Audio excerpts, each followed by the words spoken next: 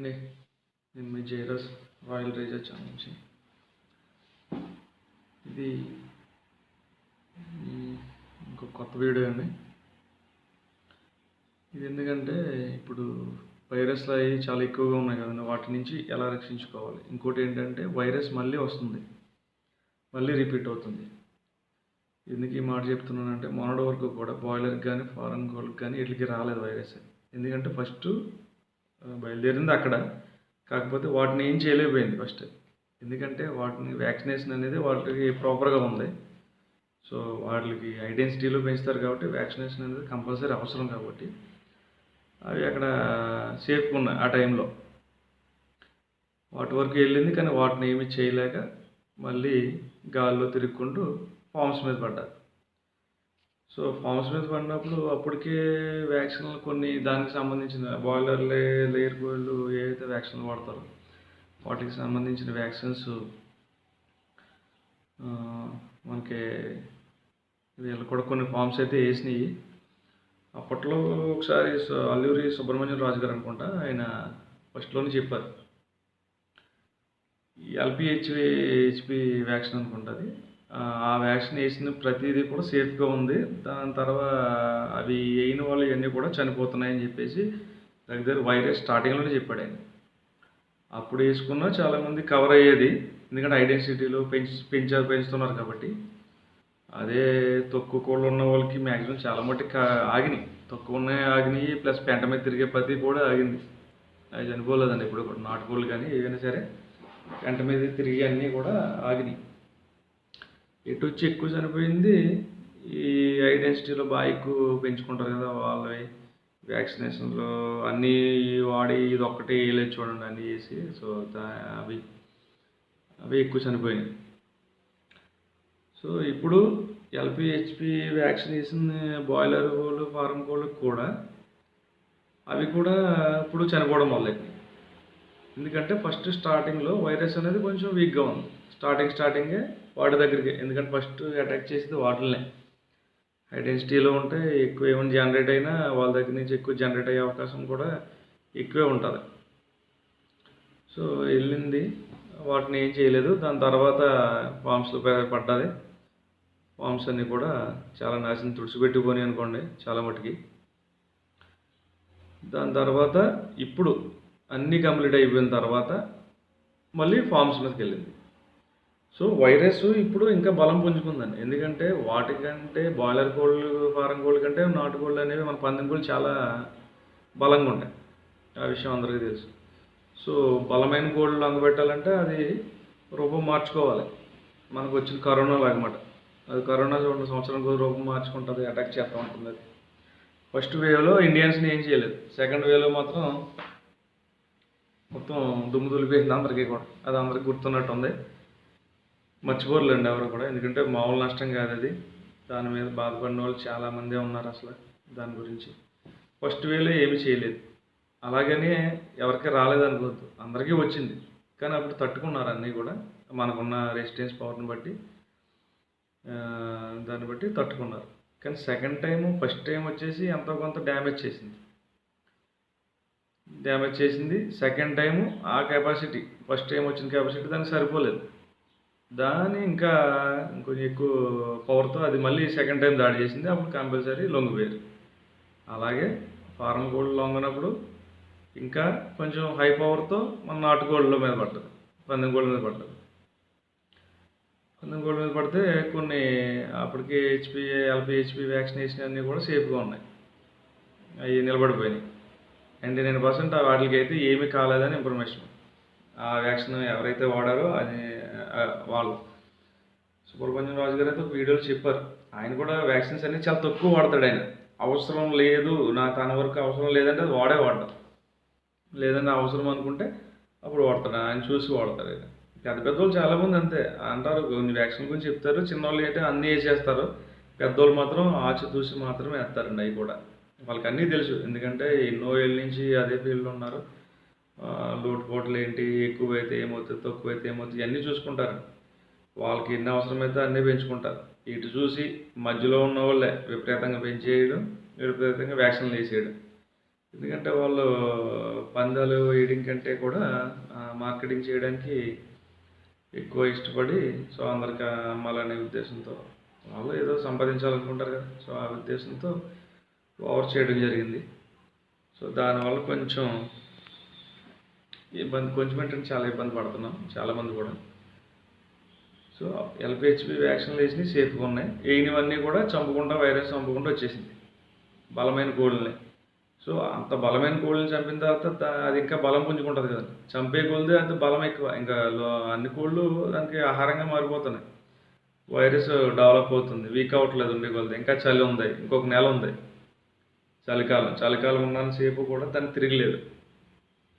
మీకు వర్షాకాలం కానీ శీతాకాలం ఎక్కువ అనుకోవాలండి, శీతాకాలం ఉన్నంతసేపు కూడా వైరస్ తిరగలేదు. ఇంకొక నెల వరకు కూడా ఎక్కడికి పోతుంది, అది మన చుట్టూనే ఉంటుంది. ఇప్పుడు అదే వ్యాక్సినేషన్ కంప్లీట్ చేసిన బాయిలర్ కోళ్ళ దగ్గర, ఫారం కోళ్ళ దగ్గరికి ఇప్పుడు వెళ్ళిపోయింది. అది వెళ్ళిపోయి విపరీతంగా డ్యామేజ్ చేస్తుంది.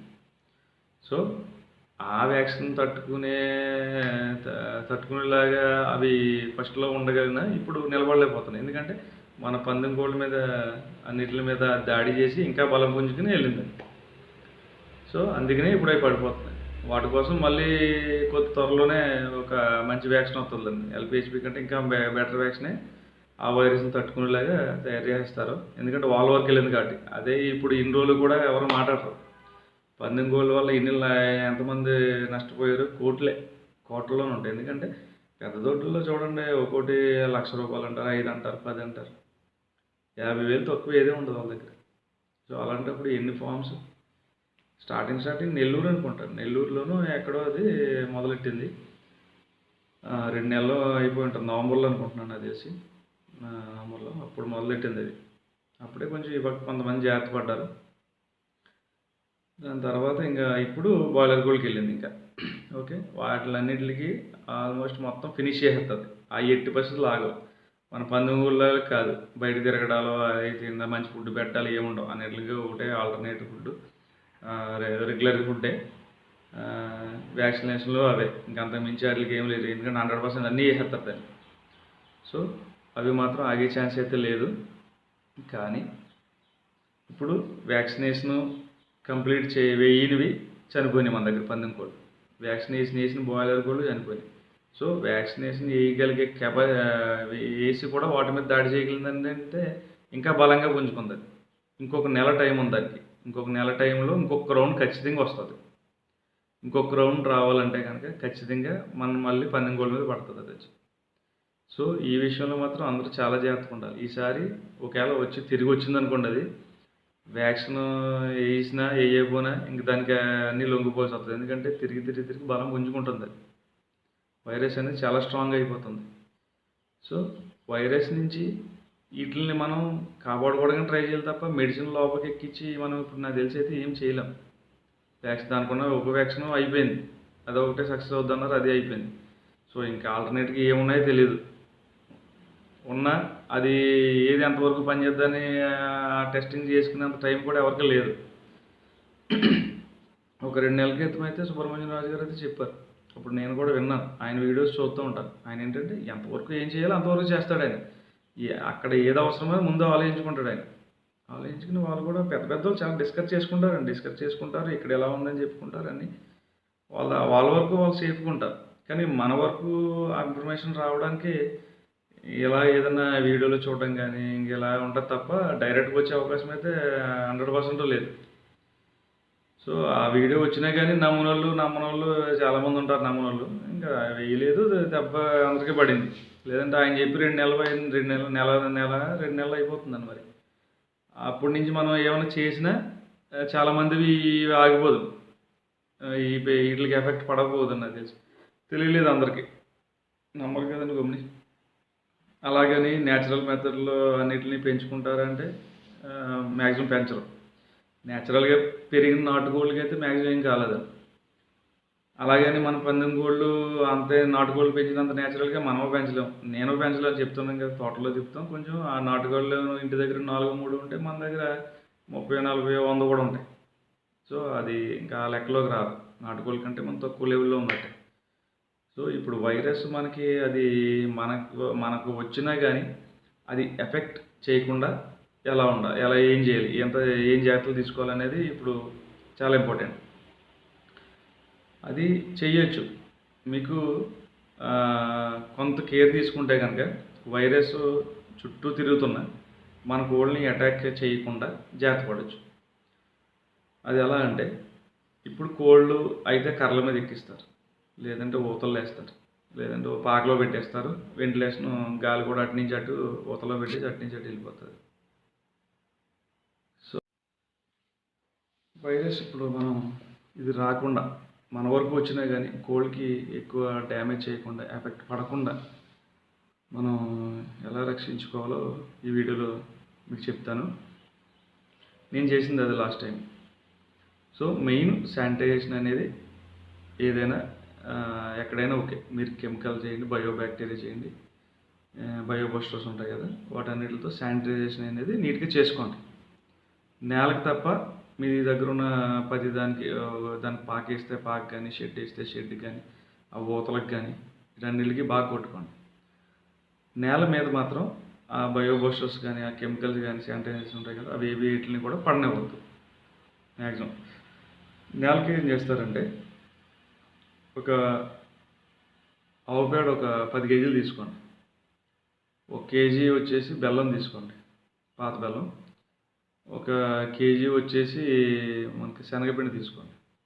వాటిలన్నిటిని కూడా బాగా కలిపేసి ఒక బకెట్లో నీళ్ళేసి మొత్తం కలిపేసి పేడని అన్నిటిని కూడా ఒక డ్రమ్ములో, 200 లీటర్ల డ్రమ్ములో అవి వేసేసి మొత్తం ఫుల్గా వాటర్ పట్టేసి రోజు ఉదయం సాయంత్రం ఒకే డైరెక్షన్లో 1 నిమిషం తిప్పుతూ ఉండండి చాలు. అలాగే 1 వీక్ తిప్పి నిల్వ చేసుకోండి. అలా ఒక డే బై డేకి ఒక 3 డ్రమ్ములు 4 డ్రమ్ములు అలా ప్రిపేర్ చేసుకోండి. ఎక్కువ చేసుకుని ఏం ప్రాబ్లం లేదు. మీకున్న ఏరియాని బట్టి దానికి మొత్తం ప్యాన్ నీళ్ళతో కల్లాపేస్తే ఎంత ఏరియాకి అయితే మీకు సరిపోతుందో, వాటర్ సరిపోతుందో, సో అంత ప్రిపేర్ చేసుకోండి. అలాగే కంటిన్యూస్గా ఒక 4 రోజులైనా మీకు కంటిన్యూస్గా వేసుకోవాలి. ఎందుకంటే ప్రతి షెడ్లోనూ కూడా మీరు వేయవలసింది కూడా షెడ్ ఏరియానే. అది ఎక్కడైతే మనం ఉంచుతామో ఆ ఏరియా వేసుకోండి చాలు. మిగతా అది తోటలో తిప్పుతాం కదా, తోట అంతా వేయవలసిన అవసరం లేదు. ఇంకోటి ఏంటంటే, వైరస్ అటాక్ అయినప్పుడు కోళ్ళని బయటకు వదలొద్దు. అది మాత్రం గుర్తుంచుకోండి. బయటకు వదలకుండా మీరు అయితే ఏరియా సెక్యూర్ చేస్తారో నీట్గా ఆ ఏరియాని బాగా ప్రొటెక్ట్ చేయండి.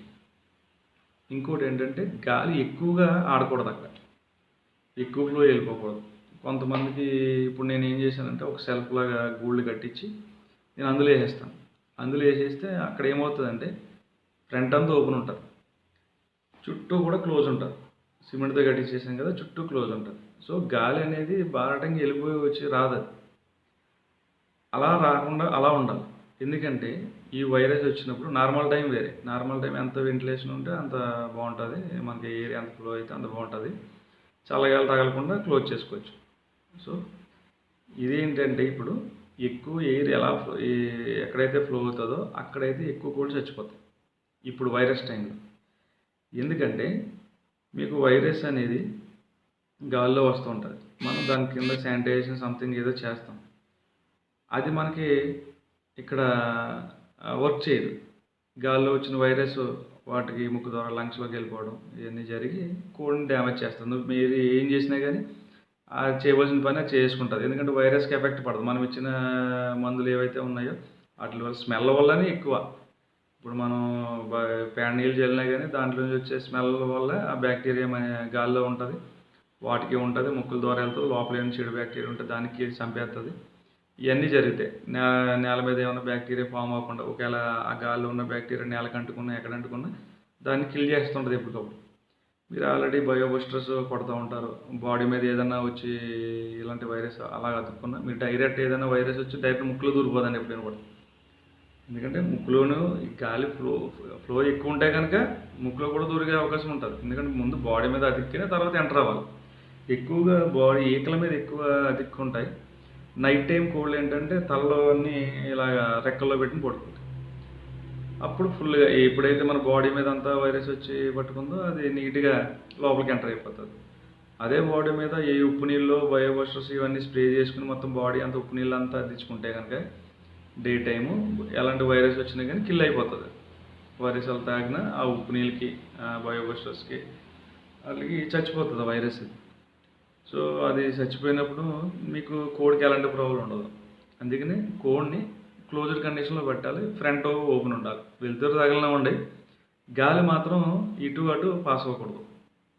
అలా కట్టించుకోవాలి. వైరస్ టైంలో మాత్రం అలాంటి ప్లేస్లోనే పెట్టాలి. ఎక్కడైతే గాలి చొరబడదో, ఫ్రీ ఫ్లో అవ్వదో అక్కడైతే ఖచ్చితంగా కోళ్ళు నిలబడిపోతాయి. అలాగే రోజు కూడా వాటి దగ్గర వేస్ట్ ఏమైనా ఉంటే అది క్లీన్ చేసుకోవాలి. మీరు ప్యానెల్ కానీ బయోబస్టర్స్ కానీ మీరు రోజు కొంచెం లైట్ మోతాదులో మీరు స్ప్రే అయితే చేసుకోవాలి కంపల్సరీ. అలా స్ప్రే చేసుకుంటే మీకు ఖచ్చితంగా నిలబడిపోతాయి. ఆ గూళ్ళు ప్రతి గూళ్ళో కూడా కలర్ రౌండ్లు ఇవి ప్లస్ కర్పూరం బిళ్ళలు ఇలాంటివి ఉండేటట్టు చూసుకోండి. రోజు వాటికి కొంచెం తమలపాకు, ఒక గింజ ఉంటే సరిపోతుంది. మిరియాలు ఒక గింజ ఉంటే సరిపోతుంది. అది వేసుకోండి. వేసుకుంటే కొంచెం లంగ్స్ అనేవి వాటికి మిరియాలు ఏం చేస్తాయంటే బాడీ టెంపరేచర్ డౌన్ అవ్వనివ్వు. ప్లస్ కూడా అది ఎక్కువ నైట్ టైమే చనిపోతాయి కోళ్ళు అన్నీ కూడా. ఎందుకంటే ఇమీడియట్గా టెంపరేచర్ డౌన్ అయిపోవడం, ఆల్రెడీ చల్లగా ఉంటుంది శీతాకాలం కదా, డౌన్ అయిపోవడం ఫాస్ట్గా, వెంటనే చచ్చిపోవడం.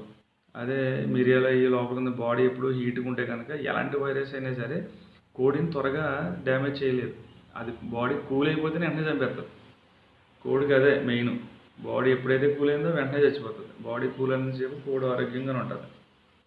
సో అందుకని ఆ టెంపరేచర్ డౌన్ అవ్వకుండా అది లంగ్స్ కోసం ఈ తమలపాకులని కొంతమంది పుదీనా ఇవన్నీ చేస్తారు కదా, అలాంటివి ఏమైనా లంగ్స్ కోసం ఏమైనా ఉంటే కనుక వాటికి వాడుకోండి. ఇప్పుడంతా కూడా వైరస్ అంతా బ్రీతింగ్ మీదే. ఫస్ట్ లంగ్స్లోకి ఎంటర్ అవుతుంది. ఏదైనా సరే లంగ్స్లోకి ఎంటర్ అవ్వాల్సిందే. లంగ్స్లోకి ఎంటర్ అయిన తర్వాత ఇంకెక్కడికైనా అక్కడి నుంచి మిగతా అవయవాలన్నింటిలో డ్యామేజ్ చేస్తాయి. సో అది సెక్యూర్ చేసుకుంటే మీకు ఎలాంటి ప్రాబ్లం అయితే ఉండదు. 100% మ్యాక్సిమం సేఫ్ అయిపోతాయి. ఇంకా మీకు వీలైతే కనుక నేల మీద దేన్ని ఉంచొద్దు. మీకు కొంతమంది ఇళ్ళ దగ్గర తక్కువ పెంచుకునే వాళ్ళు ఇంటి మీద పైన గ్రీన్ మ్యాట్ ఏదైనా కట్టేసుకుని పైన పెట్టేసుకోండి. నేలకి ఎంత దూరంగా ఉంటే అంత మంచిది ఈ వైరస్ టైంలో. అక్కడ పెట్టేసుకుని మీ జాగ్రత్తగా అక్కడ చూసుకోండి. అప్పుడు కూడా ఏమీ కావు. లాస్ట్ టైం నేను అలాగే చేసుకున్నాను. కొన్ని బ్రీడర్స్ పెట్టలన్నీ పైకి పంపించేశాను.